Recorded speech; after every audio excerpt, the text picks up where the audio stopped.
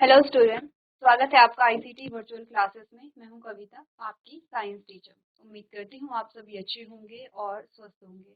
तो क्लास हम डिस्कस कर रहे थे अपना क्वेश्चन पेपर, जिसमें हम 2025-26 का जो क्वेश्चन पेपर है, यानी कि यहाँ पर हम क्वेश्चन पेपर सॉल्व कर रहे हैं। साइंस का क्वेश्चन पेपर है और जो बेसिक सी चीजें हैं वो हम पहले ही डिसाइड कर चुके हैं, यहाँ पर डिस्कस कर चुके हैं कि क्वेश्चन पेपर कितने नंबर का होगा, कितना हमें समय मिलता है क्वेश्चन पेपर को सॉल्व करने में। और क्योंकि हम इसमें सिर्फ बायो के क्वेश्चन ही डिस्कस कर रहे हैं, तो जैसे कि प्रीवियस लेक्चर में कुछ क्वेश्चन हमने देखे हैं, तो आपने यहाँ पर देखना है कि क्वेश्चन पेपर जो है वो कैसा आता है और कैसे कैसे आपको आंसर्स करने हैं। तो जैसे कि प्रीवियस लेक्चर में सबसे पहला क्वेश्चन हम सॉल्व कर रहे हैं, क्वेश्चन नंबर 1, जिसमें हम डिस्कस कर रहे हैं मल्टीपल चॉइस क्वेश्चन या बहुविकल्पी प्रश्नों को। इसमें काफी सारे बहुविकल्पी प्रश्न आए हैं, तो क्योंकि हमें सिर्फ बायो का क्वेश्चन सॉल्व करना है, तो हमने यहाँ पे सॉल्व किया है क्वेश्चन नंबर 3। ठीक है,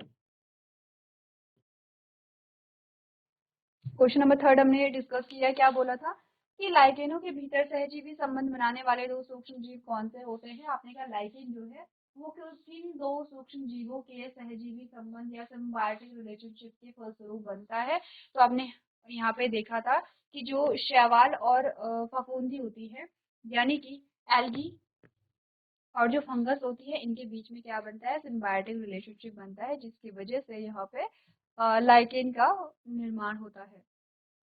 चलिए, नेक्स्ट जो क्वेश्चन था हमारे पास, उसमें पूछा गया था किसी कोशिका के भीतर वह कौन सी संरचना है जो बच्चे के लिंग निर्धारण के लिए उत्तरदायी है। हम इसी क्वेश्चन को सॉल्व कर रहे थे। ठीक है, इस क्वेश्चन को हमने सॉल्व किया तो हमने बोला था कि कोशिका द्रव क्या होता है, केंद्रक क्या होता है, कोशिका झिल्ली क्या होती है, गुणसूत्र क्या होता है, यानी कि ये इसी का ट्रांसलेशन है। ठीक है, यानी साइटोप्लाज्म क्या होता है, न्यूक्लियस क्या होता है, सेल मेम्ब्रेन क्या होता है और यहाँ पे क्रोमोसोम क्या होता है।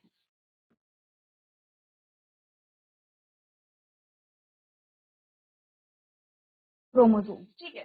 तो हमने यहाँ पर सारी चीजों को डिस्कस किया है। क्या क्या डिस्कस किया हमने, अगर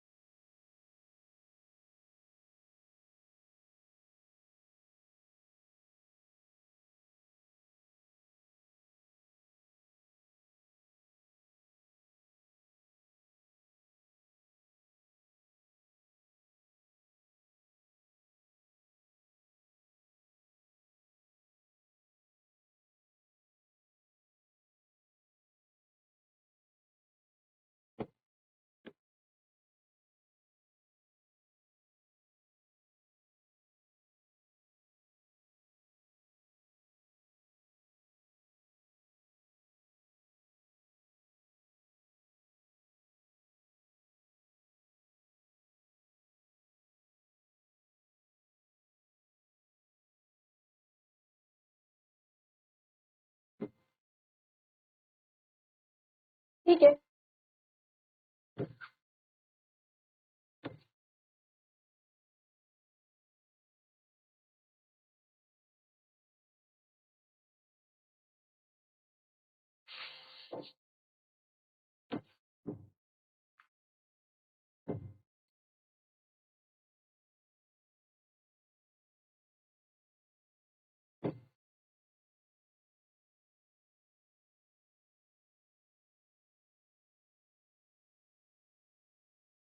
तो प्रीवियस लेक्चर में हमने लेबलिंग की थी, और लेबलिंग में हमने क्या क्या यहाँ पे देखे थे। हमने बोला था ये है यहाँ पे सेल मेम्ब्रेन। सेल मेम्ब्रेन का जो काम होता है वो सुरक्षा देना। ठीक है,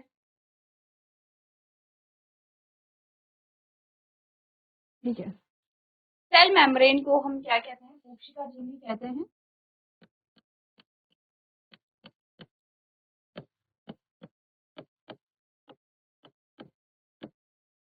ठीक है, पहली जो एक ऑप्शन जो है हमारे पास वो है कोशिका झिल्ली। ये हमारे पास आता है साइटोप्लाज्म।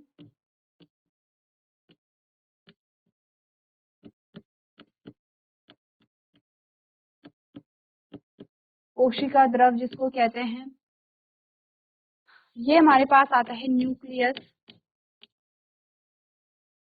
केंद्रक जिसको कहते हैं। ये हमारे पास आते हैं क्रोमोसोम,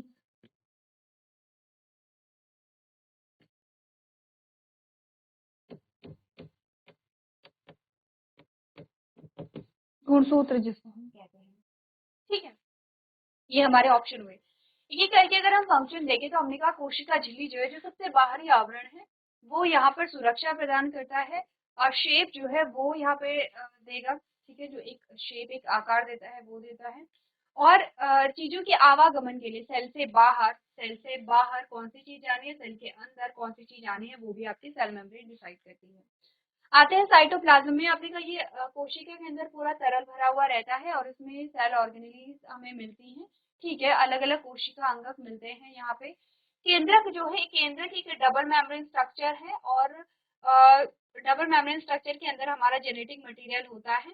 ठीक है, जो कि यहाँ पर एक रॉड शेप में हमें देखने को मिलता है, जिसको हम गुणसूत्र कहते हैं। तो ये है न्यूक्लियस। न्यूक्लियस का मतलब क्या है, न्यूक्लियर मेम्ब्रेन, उसके अंदर होगा न्यूक्लियोप्लाज्म, उसमें होगा हमारा जेनेटिक मटेरियल, उसको हम केंद्रक कह रहे हैं। ये गुणसूत्र है और गुणसूत्र के अंदर हमारे क्या पाए जाते हैं, यहाँ पे डीएनए पाया जाता है। ठीक है, प्रीवियस लेक्चर में हमने डीएनए और गुणसूत्र में अंतर देखा था। डीएनए जब एक सेपरेट डीएनए है, सिर्फ डीएनए की बात हो रही है। गुणसूत्र में डीएनए के साथ साथ आपने कहा हिस्टोन प्रोटीन आती है और नॉन हिस्टोन प्रोटीन आती है और डीएनए आता है। तो डीएनए जब रॉड शेप में क्या होता है, यहाँ पे अरेंज होता है या पैक्ड होता है, तो उसको हम गुणसूत्र नाम देते हैं।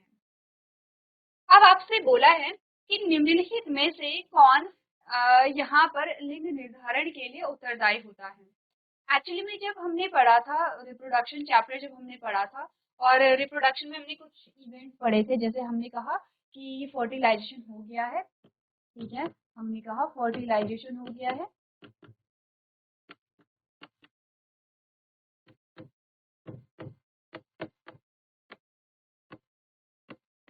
इसके बाद क्या बना,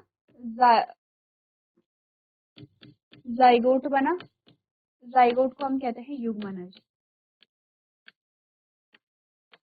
अब यही युग्मनज डेवलप होकर के एक पूरे बेबी का फॉर्मेशन करता है। ठीक है, नवजात जिसको हम कहेंगे या न्यूबॉर्न जिसको हम कह सकते हैं।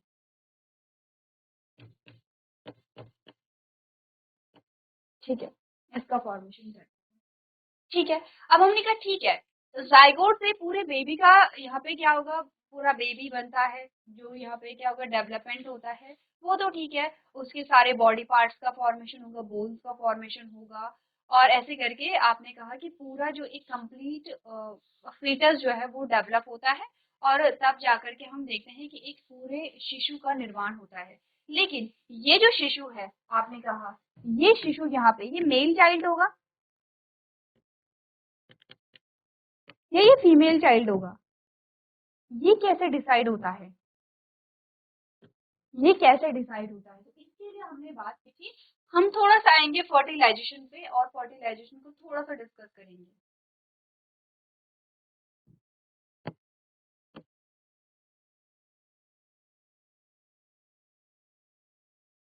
देखो देखो, हमने बोला फर्टिलाइजेशन कैसे हुआ, अगर आपको ध्यान होगा रिप्रोडक्शन जो चैप्टर है, तो उसमें हमने बोला था कि एक सेल आती है जिसका नाम है मेल गैमीट, इसको हम कहते हैं नर युग्मक। ठीक है, एक सेल का नाम है जो किसमें बनेगी, मेल में बनेगी। एक दूसरी सेल आती है जिसका नाम है फीमेल गैमीट, इसका नाम है यहाँ पे मादा युग्मक। ठीक है, ये सेल जो है ये फीमेल में बन रही है, ये दो सेल है। अच्छा, एक नॉर्मल सेल को अगर मैं बोलूं, एक नॉर्मल सेल जो है, युग्मक की बात नहीं हो रही है, मनुष्य की एक नॉर्मल सेल है ऐसे, यहाँ बीच में साइटोप्लाज्म भरा होगा, ये यहाँ पे न्यूक्लियर मेम्ब्रेन है और यहाँ पर क्या है, क्रोमोसोम पाए जा रहे हैं। कितने क्रोमोसोम है, 46 क्रोमोसोम है।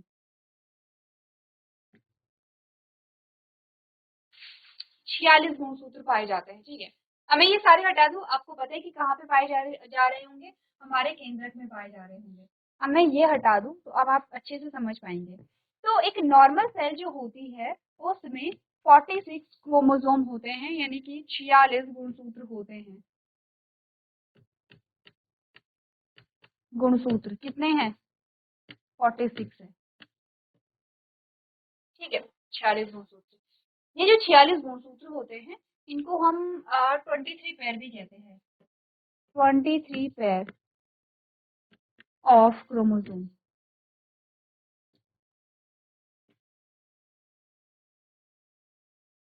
यानी कि 23 जोड़ी गुणसूत्र, 23 जोड़े गुणसूत्र। देखो, ये 23 जोड़े गुणसूत्र या ये 46 क्रोमोसोम दोनों एक ही बात है। अब अगर मैं 23 पेयर ऑफ क्रोमोसोम बोलूँ या 23 जोड़े क्रोमोसोम बोलूँ या मैं 46 क्रोमोसोम बोलूँ, कंफ्यूजन तो नहीं होगा? नहीं होगा, क्योंकि चैप्टर हमने पढ़ा हुआ है। ये दो टाइप के होते हैं, ठीक है। एक होते हैं ऑटोसोम,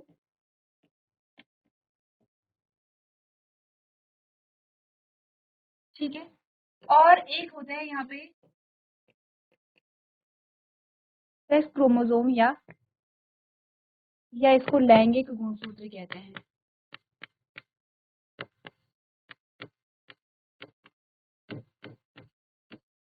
अब देखो, 22 जोड़े जो होते हैं या 44 गुणसूत्र अगर मैं बोलूं, वो ऑटोसोम्स होते हैं जो सेम होंगे मेल में भी और फीमेल में भी। देखो ध्यान से देखो क्या बोला है मैंने। हमने बोला कि एक नॉर्मल जो हमारी सेल होती है, मनुष्य की जो कोशिका होती है, उसमें 23 जोड़ी गुणसूत्र होते हैं। 23 जोड़ी का मतलब होता है 46 गुणसूत्र होते हैं। इन 23 जोड़ी गुणसूत्र जो होते हैं ये दो प्रकार के होते हैं। एक तो होंगे ऑटोसोम, इनका नाम ऑटोसोम है। दूसरे होंगे सेक्स क्रोमोसोम, ये लैंगिक गुणसूत्र इसको हम कहते हैं। ये जो ऑटोसोम्स होंगे ये 22 जोड़े होते हैं, यानी कि 44 गुणसूत्र होते हैं। ये ऐसे गुणसूत्र हैं जो मेल में भी सेम होंगे और फीमेल में भी सेम होंगे, एक जैसे ही आपको दिखेंगे, ठीक है। लेकिन जो लैंगिक गुणसूत्र होते हैं कितने? एक जोड़े। लैंगिक गुणसूत्र होते हैं एक जोड़े या दो गुणसूत्र। दो गुणसूत्र ऐसे होते हैं जो मेल में अलग होते हैं और फीमेल में अलग होते हैं, ठीक है। ये जो जोड़ा है जिसको हम लैंगिक गुणसूत्र कहते हैं, ये अलग होता है मेल और फीमेल में। और एक्चुअली में यही गुणसूत्र हैं जो हमें बताते हैं मेल और फीमेल का डिफरेंस, ठीक है। आपने कहा क्योंकि ये डिफरेंट है तो यही हमें बताते हैं कि यहाँ पे मेल चाइल्ड है या फीमेल चाइल्ड है। इन गुणसूत्रों की वजह से ही आपको देखने को मिलता है। यही गुणसूत्र है जो यहाँ पर जब आप देखते हैं यहाँ पे मेल और फीमेल का हमें पता चल जाएगा जब क्या होगा यहाँ पे आफ्टर पार्चुलेशन। आपने कहा जो सेकेंडरी कैरेक्टर्स होते हैं वो इन्हीं गुणसूत्र की वजह से होंगे। यही गुणसूत्र जो है वो सेकेंडरी कैरेक्टर्स के लिए रिस्पॉन्सिबल होंगे। इन्हीं की वजह से हार्मोनल डेवलपमेंट होगा। अब देखो, अगर मैं बात करूँ टेस्टोस्टेरोन मेल में रिलीज होता है और अगर मैं बात करूँ यहाँ पे प्रोजेस्टेरोन फीमेल में रिलीज होता है। तो ये क्यों है? क्योंकि डिफरेंट क्रोमोसोम है, अलग अलग क्रोमोसोम है, ठीक है, किसमें? मेल और फीमेल में। तो यही जो गुणसूत्र है जो मेल में अलग होते हैं और फीमेल में अलग होते हैं, इसी की वजह से यहाँ पर क्या होता है? लिंग का निर्धारण होता है। किसी जाइगोट में कौन सा गुणसूत्र आया है उसकी वजह से डिसाइड होता है कि ये जो जाइगोट है ये मेल चाइल्ड में डेवलप होगा या ये फीमेल चाइल्ड में डेवलप होगा, ठीक है। मैं ये चीजें हटा करके सिर्फ अगर हम ये देखें, ये हटा दो, ये समझ में आ गया होगा।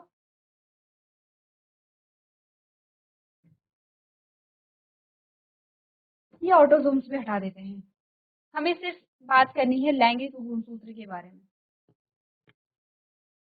चलो, अब ये लैंगिक गुणसूत्र जो है, अगर मैं बोलूं लैंगिक गुणसूत्र जो है, अभी आप जो आपके 22 जोड़ी क्रोमोसोम है उनको तो हम साइड में रख लेते हैं। साइड का मतलब है कि वो तो दोनों में सिमिलर होंगे, तो वो तो यहाँ पे 22 जोड़ी क्रोमोसोम सेम है, ठीक है।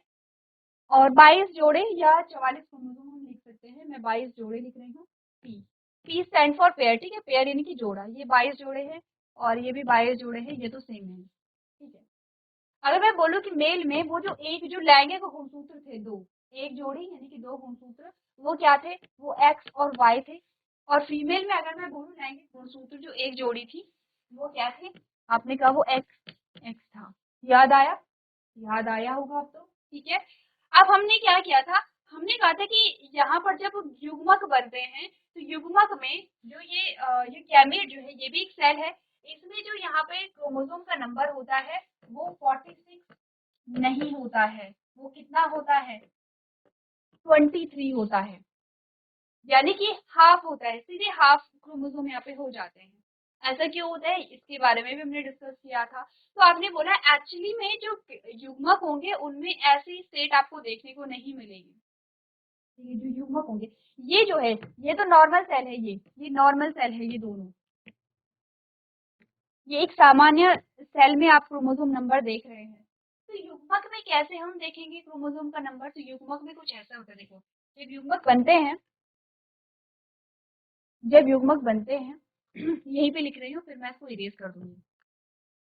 तो क्या होगा, क्रोमोसोम का नंबर हाफ हो जाता है। अभी 22 जोड़ी ये हैं, 22 जोड़ी का मतलब 44 क्रोमोसोम ये हैं और 2 क्रोमोसोम ये हैं प्लस 2, कितने हो गए, 46 हो गए। ये 44 गुणसूत्र हैं और ये 2 गुणसूत्र हैं, कितने हो गए हैं, 46 हो गए हैं। अब ये हाफ हो जाते हैं, 22 का 22 जोड़ी यानी कि 44 का आधा कितना होगा, 22 क्रोमोसोम। कंफ्यूज मत करना, मैं कह रही हूँ यहाँ पर 22 क्रोमोसोम, ठीक है, मैं 22 क्रोमोसोम कह रही हूँ और ये 22 जोड़े क्रोमोसोम है। तो दोनों में आपको क्या करना है, यहाँ पे डिफ्रेंशिएट करना है। मैंने कहा 44 का आधा कितना होता है, 22 होता है। अगर अच्छा मैं पेयर में लिखूं, चलो ठीक है मैं पेयर में लिखूं, तो 22 पेयर जो है 22 जोड़े का आधा कितना होता है, क्या 11 जोड़ी होता है, 11 पेयर। 11 पेयर या 11 जोड़े गुणसूत्र को मैं 22 गुणसूत्र कह सकती हूँ, ठीक है। ऐसे ही होगा, जो हमने यहाँ पे लिखा है सेम ऐसे होगा, यहाँ पे भी सेम ऐसे हुआ, 11 जोड़े यानी कि 22 गुणसूत्र। ये तो सेम है दोनों में, यहाँ पे कोई अंतर नहीं है, अंतर आता है यहाँ पर। अब आपने कहा इसमें क्या होगा, 23 गुणसूत्र होंगे। नॉर्मल सेल में कितने होते हैं, 46 होते हैं। तो जो गैमीट होगी उसमें कितने होंगे, 23 गुणसूत्र होंगे। तो अब इसमें एक ही और गुणसूत्र होगा, या तो ये वाला होगा या ये वाला होगा। तो या तो ये कंडीशन होगी प्लस एक्स, या तो ये कंडीशन होगी, या क्या होगी 11 पेयर, या और करके लिख दो, और 22 गुणसूत्र प्लस वाई, ये कंडीशन होगी, ठीक है।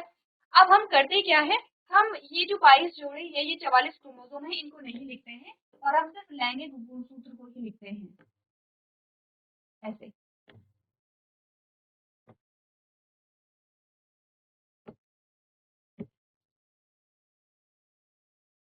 हम ऐसे लिखते हैं, सेम हम यहाँ पर भी ऐसे ही लिखते हैं।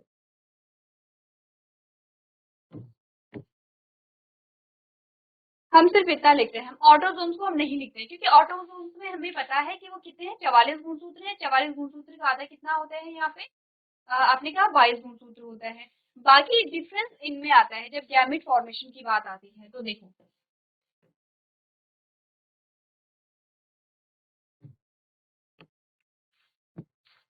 हमने बोला लैंगिक गुणसूत्रों को, ये क्या है, एक्स वाई है और ये क्या है, एक्स एक्स है, ठीक है। बाकी 44 प्लस ये भी है और 44 प्लस ये भी है, ठीक है। 44 ये ऑटोसोम से, ठीक है, 44 ऑटोसोम से। अब जब गैमेट बनते हैं तो ये बनता है 22 प्लस एक्स, एक सेल या तो सेल ऐसी बनेगी, या तो युग्मक ऐसा बनेगा, या युग्मक ऐसा बनेगा। तो आप बोलेंगे कि हमें कैसे पता चलेगा ये बना या ये बना? देखो पॉसिबिलिटी होती है, कोई भी गैमेट बन सकते हैं, किसी भी गैमेट के बनने की पॉसिबिलिटी हमने कहा हम डिसाइड नहीं कर सकते हैं, ये एक नेचुरल प्रोसेस होती है कि ये गैमेट फ्यूज हुआ या ये गैमेट फ्यूज हुआ, ठीक है। यहाँ पे भी सेम ऐसा होगा कि दो कंडीशन, अब यहाँ पे सेम टाइप के बनेंगे। देखो 22 जोड़ी क्रोमोसोम तो वो है, ऑटोसोम है, प्लस एक्स है, या तो ये एक्स आया, या 22 प्लस एक्स, या तो ये एक्स यहाँ पर आया। तो फीमेल में जो गैमीट बने हैं वो एक जैसे ही गैमीट बने हैं, बट मेल में जो गैमीट बने हैं वो अलग बने हैं। एक में 22 प्लस एक्स है, एक में ऑटोसोम के साथ एक्स क्रोमोसोम आया है, ऑटोसोम क्रोमोसोम के साथ, और एक में ऑटोसोम क्रोमोसोम के साथ क्या आया है, वाई क्रोमोसोम यहाँ पर आया है, ठीक है। अब बन गए हैं युग्मक। अब दो जो युग्मक है वो मेल में बनते हैं, दो प्रकार के, ऐसे नहीं कि सिर्फ दो बनते हैं, दो प्रकार के जो यहाँ पे युग्मक है वो मेल में बनते हैं। फीमेल में जो बनेंगे वो सेम टाइप के ही बनेंगे, दोनों आप देख रहे हैं, दोनों में ऑटोसोम से 22 क्रोमोसोम और एक एक्स क्रोमोसोम है, और दोनों में ही एक्स एक्स है, ठीक है। अब देखो यहाँ तक की बात क्लियर है। अब अगर मैंने कहा कि ये जो गुणसूत्र है, ये जो आपकी गैमीट है, ये जो आपकी मेल गैमेट है, अगर इस फीमेल गैमेट के साथ यहाँ पे फ्यूज होता है तो 22 प्लस 22 कितना हो गया है, 44 हो गया है। एक्स प्लस एक्स कितना हो गया है, एक्स एक्स हो गया है। ठीक है। एक्स एक्स यानी कि आपने कहा एक्स एक्स क्या होते हैं, लैंगिक गुणसूत्र होते हैं। एक्स एक्स लैंगिक गुणसूत्र किस में पाए जाते हैं, फीमेल में पाए जाते हैं, तो ये आपके पास फीमेल चाइल्ड आएगी। अगर आपने कहा ये जो एक्स है ये इस एक्स के साथ फ्यूज होता है तो भी सेम ही तो रिजल्ट आएगा। अगर ये एक्स इसके साथ फ्यूज होता है तो भी सेम रिजल्ट आएगा, और ये जो एक्स है ये इसके साथ फ्यूज होता है तो भी सेम रिजल्ट आएगा। अच्छा, एक चीज ध्यान रखनी है, ऐसा तो आपको पता है ना कि आपस में गुणसूत्र फ्यूज नहीं होते, ऐसा नहीं कि मेल के गुणसूत्र ही आपस में फ्यूज हो रहे हैं, नहीं ऐसा नहीं होता है। ठीक है, हमेशा फ्यूजन जो है, फर्टिलाइजेशन जो है या संलयन जो है, निषेचन जो है, ये सारे सेम टर्म है। निषेचन जो है, निषेचन के लिए एक मेल सेल होनी चाहिए यानी कि एक नर युग्मक होना चाहिए, एक फीमेल सेल होनी चाहिए यानी कि एक फीमेल गैमेट होना चाहिए या मादा युग्मक होनी चाहिए। तो एक सेल मेल और एक सेल फीमेल की होनी चाहिए, तभी यहाँ पे फर्टिलाइजेशन होगा। मेल मेल सेल में या फीमेल फीमेल सेल में आपस में फर्टिलाइजेशन पॉसिबल नहीं होता है। ठीक है, चलो, तो मैंने कहा इसका फ्यूजन इसके साथ हुआ, ये इसके साथ हुआ, आपको रिजल्ट सेम ही देखने को मिलेगा। अब अगर इसका फ्यूजन इसके साथ होता है तो 22 प्लस 22 कितना हो गया है, 44 हो गया है। x प्लस वाई कितना हो गया है, एक्स वाई हो गया है। एक्स वाई जो है वो लैंगिक गुणसूत्र है। एक्स वाई लैंगिक गुणसूत्र हमने किस में देखा था, मेल में देखा था, तो क्या ये मेल चाइल्ड है, यस ये मेल चाइल्ड है। अब इसके साथ भी सेम है, इसका फ्यूजन चाहे इसके साथ होता है तो भी ये रिजल्ट आएगा, इसका फ्यूजन चाहे इसके साथ होता है तो भी ये रिजल्ट आएगा। अब देखो, हमने बोला फीमेल चाइल्ड और मेल चाइल्ड जो यहाँ पे आया है, क्या यही हमें पता चला है कि लिंग का निर्धारण है। देखो, जब फ्यूजन होता है, जब फर्टिलाइजेशन होता है, तो अगर हमने कहा कि नर युग्मक का जो एक्स क्रोमोसोम अगर फ्यूज हुआ है फीमेल से, फीमेल तो क्या है, फीमेल में दोनों ही एक्स क्रोमोसोम है, चाहे मेल चाइल्ड हो या फीमेल चाइल्ड हो, फीमेल हमेशा ही एक्स क्रोमोसोम देती है। तो एक एक्स क्रोमोसोम ऑलरेडी फीमेल दे देती है, ऑलरेडी मतलब फीमेल क्या करेगी, देखो ये जो एक्स क्रोमोसोम है ये फीमेल से इसको मिला है, ठीक है, और वही एक जो एक्स क्रोमोसोम है वो फीमेल से किसको मिला है, यहाँ पे फीमेल चाइल्ड को मिला है। ठीक है, तो फीमेल हमेशा अपना एक्स क्रोमोसोम देगी, चाहे यहाँ पे मेल चाइल्ड है या फीमेल चाइल्ड है। अगर यहाँ पर एक्स क्रोमोसोम तो फीमेल ने दे दिया है, अगर यहाँ पे मेल ने वाई क्रोमोसोम दिया तो मेल चाइल्ड होगा, और अगर मेल ने यहाँ पे एक्स क्रोमोसोम दे दिया तो क्या होगा, फीमेल होगा, ऐसे ही तो होगा। आपने कहा कि यहाँ पे एक्स वाई बताता है कि मेल चाइल्ड है और एक्स एक्स बताता है कि फीमेल चाइल्ड है, क्योंकि फीमेल के पास यहाँ पे एक्स ही क्रोमोसोम है, दोनों ही एक्स एक्स क्रोमोसोम है, तो फीमेल तो हमेशा ही एक्स क्रोमोसोम देगी। हाँ, मेल के पास दो डिफरेंट डिफरेंट क्रोमोसोम है, एक है एक्स और एक है वाई। अगर मेल ने भी एक्स क्रोमोसोम दे दिया, मेल ने भी अगर एक्स क्रोमोसोम दे दिया तो क्या होगा, फीमेल चाइल्ड होगा। लेकिन अगर मेल ने वाई क्रोमोसोम दिया है तो क्या होगा, यहाँ पे मेल चाइल्ड होगा। तो यहाँ पे फीमेल चाइल्ड हुआ है या मेल चाइल्ड हुआ है, ये डिपेंड करता है किसके क्रोमोसोम पे, यहाँ पे मेल के क्रोमोसोम पे। अच्छा, जो मेल के क्रोमोसोम है ये भी नेचुरल प्रोसेस है, ऐसा नहीं होता है कि मेल कंट्रोल करेगा कि यहाँ पे फीमेल चाइल्ड होगा या मेल चाइल्ड होगा, नहीं ऐसा नहीं होता है। ये नेचुरल प्रोसेस है, ठीक है, कि कौन सा गैमेट यहाँ पे फ्यूज हो रहा है, तो इसको हम कहते हैं लिंग निर्धारण। ठीक है, अब हमने टॉपिक को पूरा ही पढ़ लिया है, डिटेल में पढ़ लिया है। आपके पास ऑप्शन इतने डिटेल में तो नहीं थे, लेकिन अब आपको समझ में आ जाएगा कि कौन डिसाइड करते हैं यहाँ पे लिंग निर्धारण को, बताओ। आपने कहा किसी कोशिका के भीतर वो कौन सी संरचना है जो बच्चों के लिंग निर्धारण के लिए उत्तरदायी होती है। ऑप्शन थे कोशिका द्रव्य या साइटोप्लाज्म, केंद्रक या न्यूक्लियस, कोशिका झिल्ली या सेल मेम्ब्रेन, गुणसूत्र या क्रोमोसोम। क्या आपका ऑप्शन आएगा, अब तो इजी है, अब तो पढ़ लिया हमने सब कुछ। आपने कहा ऑप्शन नंबर डी हमारा सही आंसर आएगा, दैट इज गुणसूत्र यहाँ पे रिस्पॉन्सिबल होते हैं लिंग निर्धारण के लिए। ठीक है, आगे बढ़े, हो गया है। चलो नेक्स्ट क्वेश्चन आप खुद से कोशिश करेंगे सॉल्व करने की।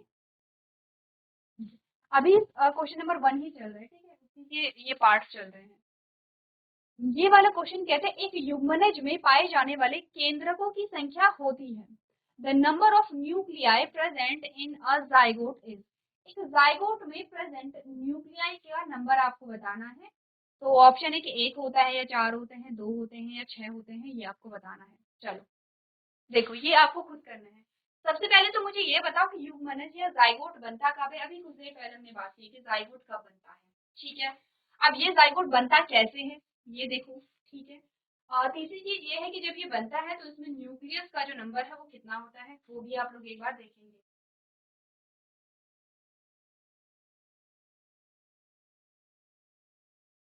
चलिए देखो, सबसे पहले बात ये करो कि युग्मनज जो है या जाइगोट का फॉर्मेशन कहाँ है।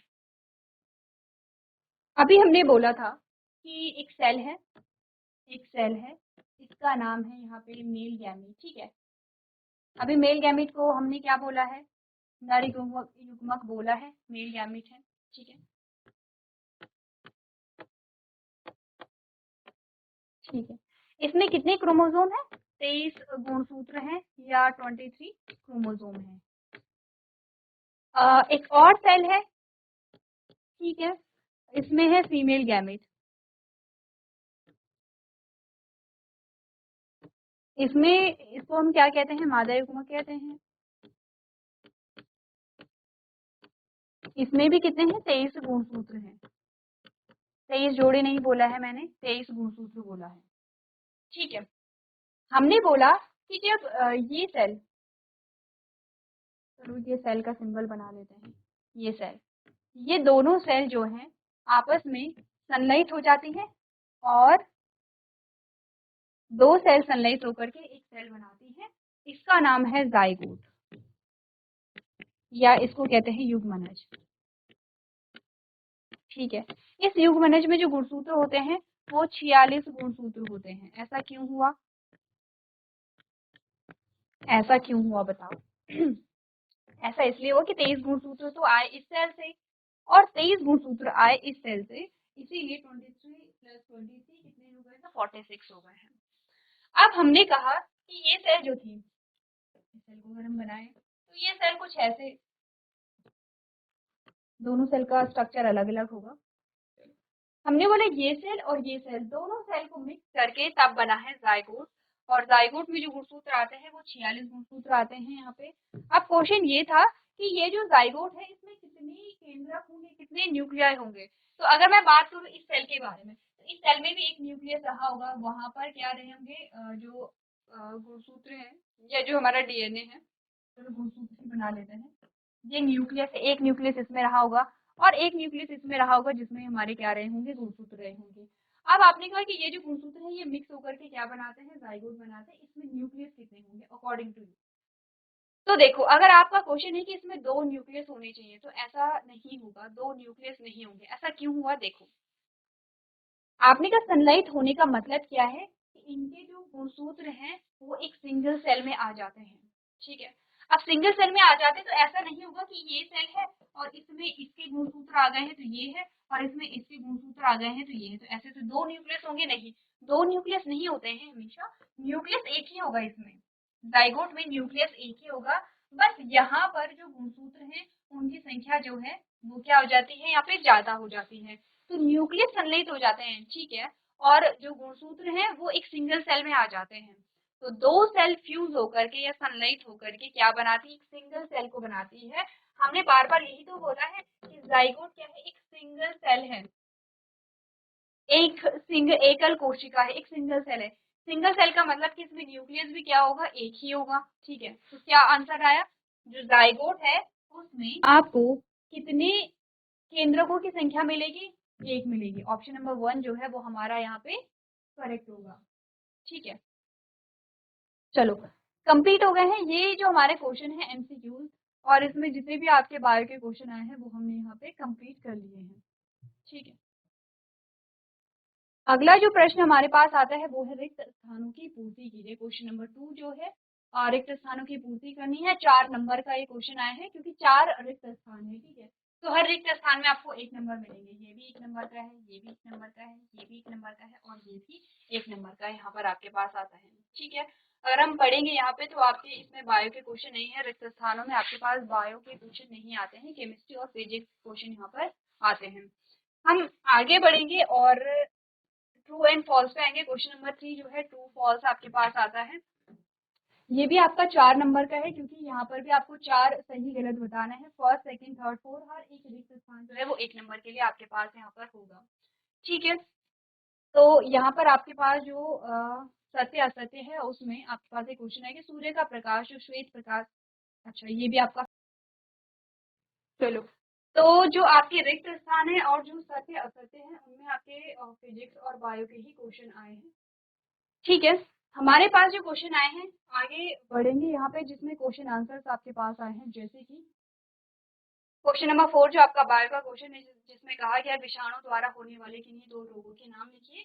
ये क्वेश्चन आपके 2 नंबर के लिए आपके पास पूछा गया है। आपको बताना है कि वायरस से होने वाले डिजीज कौन से हैं, 2 का एग्जाम्पल लिखना है। आपको ज्यादा लिखने की जरूरत नहीं है, सिर्फ डिजीज के नाम आपको लिखने हैं, आपका जो आंसर है वो कंप्लीट यहाँ पे हो जाता है। तो ये क्वेश्चन आपके लिए होमवर्क में है, इसको आप लोग कंप्लीट करके लेके आएंगे। तो आज के सेशन में हम इतना ही करेंगे। अभी तक क्लास में बने रहने के लिए आपका धन्यवाद।